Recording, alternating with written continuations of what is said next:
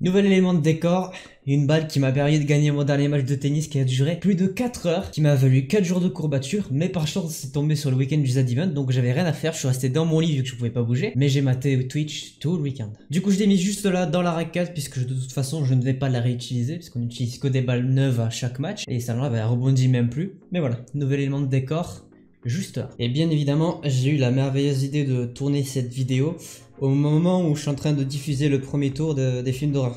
D'ailleurs j'espère que ça se passe bien, puisqu'au moment où cette vidéo sort on est mercredi, donc je n'ai pas connaissance des résultats, je sais même pas si ça a marché. Mais il faudrait que je choisisse mes heures de tournage un peu mieux moi.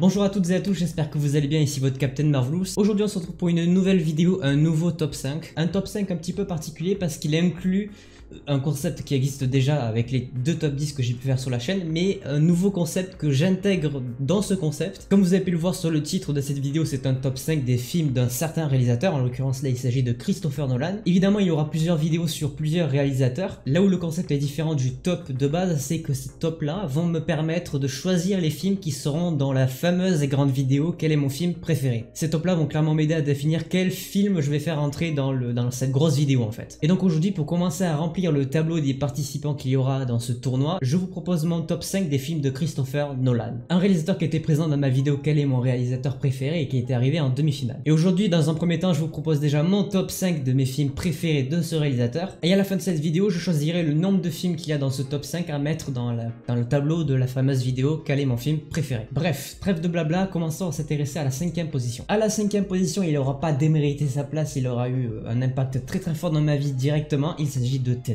C'est le dernier film de Christopher Nolan qui est sorti au cinéma cet été, qui est un petit peu le film qui était censé relancer un petit peu l'industrie du cinéma. Évidemment par rapport à ce qui se passe dans le monde, le film n'a pas marché, mais je pense que s'il n'y avait pas eu tout ça, ça aurait été un gros carton au cinéma. En tout cas pour moi ça allait, forcément la thématique du voyage dans le temps fait que ce film rentre largement dans le top 5, même s'il est que 5ème, il est déjà devant tous les films de Christopher Nolan, puisqu'il en a réalisé plus de 20 à l'heure actuelle. Il est quand même dans les 5 films que je préfère de lui. Pour ceux qui n'ont pas vu Tenet, évidemment allez le voir, je ne vais pas spoil ici parce que le film est sorti très récemment, il y a moins de 2 mois, donc je vais vraiment pas spoil. Ça aura pas été difficile pour moi d'aimer ce film puisque j'adore le voyage dans le temps et la mécanique de ce film elle est incroyable. Et puis c'est pour ça que j'aime Christopher Nolan, c'est que c'est des films où tu vas être obligé de les voir plusieurs fois pour comprendre, pour apprécier de différentes manières le synopsis, le scénario en tant que tel. Je suis allé voir le film près de 5 fois et à chaque fois je le voyais d'une manière différente, avec un point de vue différent, puisque j'arrivais avec des éléments que je connaissais et j'en apprenais de nouveaux. J'attendais avec impatience ce film de Christopher Nolan et j'étais dégoûté que ça soit décalé à chaque fois, enfin c'est le bordel. Mais il est arrivé, je l'ai vu, contrairement à d'autres films que je ne verrai pas avant 2021, hashtag Black Widow. Mais voilà, pour cette 5e position, le film Tenet qui aura pas démérité sa place. En 4e position, j'ai choisi le film qu'il a sorti en 2014, Interstellar. Pour beaucoup, je pense qu'il aurait mis peut-être à la 3e ou 2e place. L'histoire est magnifique, la morale est magnifique, les émotions que procure ce film sont extraordinaires. C'est un chef-d'œuvre du film de l'espace, mais il faut que je vous avoue que de base, les films qui se déroulent dans l'espace, j'ai un peu plus de mal qu'avec les autres. Moi qui suis pourtant un grand fan de l'espace dans la vraie vie, j'adore, je suis passionné par ça, j'ai envie je me pose des milliards de questions, j'imagine que tout le monde, mais moi je suis vraiment passionné par ça. Mais il se trouve que du côté du cinéma, bon, c'est pas le domaine qui m'intéresse le plus. Mais bon, c'est comme ça, mais ça n'exclut pas que Interstellar est quand même un film incroyable. Il mérite largement et logiquement d'être dans le top 5 des films de Christopher Nolan, de tout le monde, de la planète entière. Pour moi ici, il se hisse à la 4e place et il aura clairement pas démérité non plus. On rentre donc dans le top 3 et le film qui obtient la médaille de bronze, c'est Inception. Les questions qu'on va donc se poser, Inception est 3e, il y a forcément un film.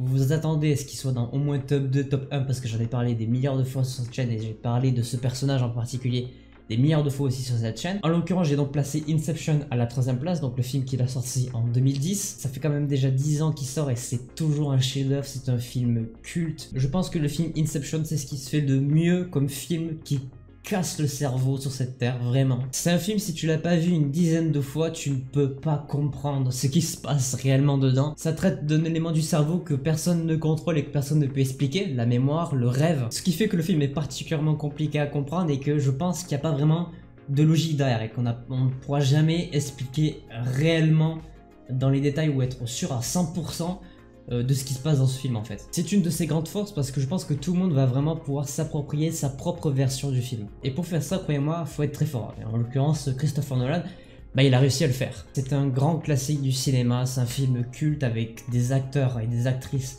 légendaire, un film clairement qui va traverser des milliers de générations, c'est sûr. J'en parle comme si c'était le premier de ce top, mais en fait il en reste encore deux. Deuxième position, je pense que c'est un des films auxquels peu de gens pensent quand on parle de Christopher Nolan, Le Prestige. Je suis archi fan de ce film, archi fan du duo d'acteurs qui est composé de Christian Bale et de Hugh Jackman. C'est un des rares duos qui vraiment m'a bluffé, mais à un point inimaginable. La paire de ces deux acteurs, elle fonctionne vraiment très très bien. Et surtout, c'est un film qui parle de magie, mais de la vraie magie. Alors il y a un petit peu de science-fiction, mais c'est quand même globalement basé sur de la vraie magie. Un combat entre deux magiciens, deux machinistes qui vont essayer de faire le mieux pour détrôner l'autre. Et puis vraiment, ce qui est exceptionnel dans ce film, bah, c'est le twist final. Ce moment où tu vas apprendre que le film de magie que tu es en train de regarder est lui-même un tour de magie. C'est ce qui fait que ce film est vraiment exceptionnel. Il est sorti en 2007 et il n'a pas super bien marché. En même temps, il est sorti au milieu de la trilogie qui était en train de réaliser Christopher Nolan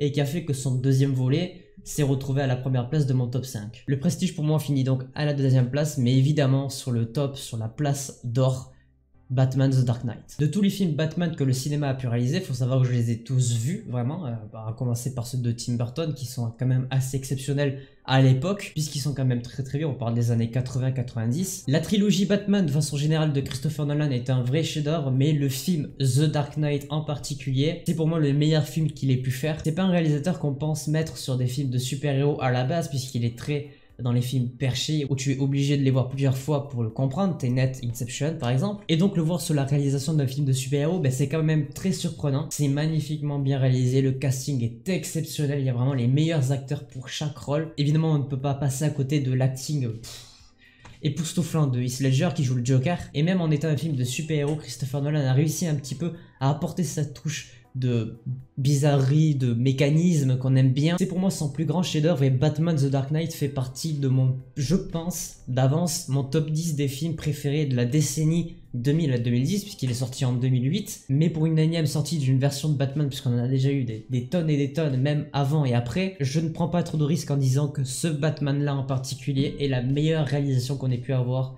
de ce super-héros en fait. Voilà, vous avez pu avoir mon top 5 des films de Christopher Nolan. Mais maintenant, sur ces 5 films, il faut que j'en sélectionne un certain nombre pour faire partie de la vidéo quel est mon film préféré. Il faut savoir que pour ce tournoi, je me suis limité moi-même à 40 films maximum. Ça ferait une très grosse vidéo, mais c'est pas grave. Évidemment, je ne vais pas faire des tops sur des réalisateurs sur lesquels je n'ai sélectionné qu'un film pour faire partie du tournoi, je les mettrai directement dedans. Mais pour des réalisateurs comme Christopher Nolan, Steven Spielberg, je fais des vidéos pour essayer d'en enlever et d'en mettre certains. Et donc du côté de Christopher Nolan, je vais faire rentrer les 4 premiers films du top, donc c'est-à-dire tous les films sauf Tenet, donc Interstellar, Inception, The Dark Knight et Le Prestige feront partie du tournoi quel est mon film préféré. On arrive donc à la fin de cette vidéo, j'espère que ce top 5 vous aura plu, n'hésitez pas à me dire quel est votre top 5 des films de Christopher Nolan. N'hésitez pas à laisser un petit pouce bleu si la vidéo vous a plu et surtout à vous abonner et activer la cloche pour ne pas manquer les prochaines vidéos. Moi je vous dis à la semaine prochaine, c'était votre Captain Marvelous, ciao.